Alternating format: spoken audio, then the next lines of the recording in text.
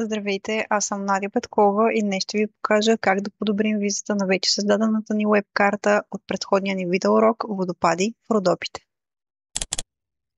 Картата вече е отворена в MapViewer, като първата стъпка е да изберем подходяща основа за нашите тематични данни.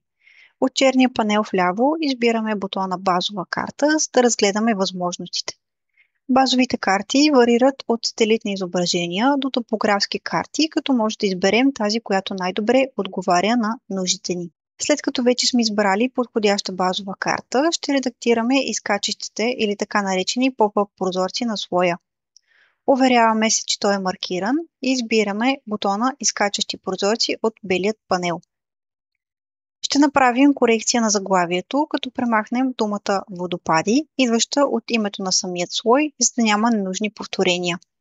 След това при списъка с полета ще оставим само описание, дял и височина, като по този начин те остават по-ясни и фокусирани. Нека добавим и визуална представа за даден обект, като ще прикачим изображение към водопад Орфей с помощта на бутона "Редактиране", отново от белият панел. Маркираме желаният от нас обект и качваме изображение от нашето устройство.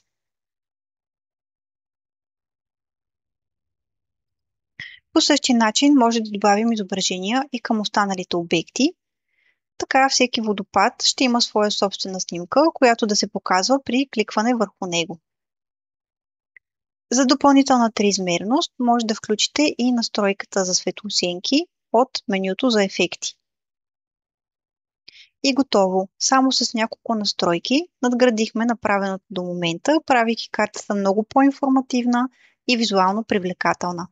Също така не забравяйте да запазите направените по нея промени. Ако си преподавател или ученик, това всъщност е чудесен начин да използваш реални данни за изследване, уроци или бъдещи проекти. Благодаря ви, че бяхте с мен и до скоро!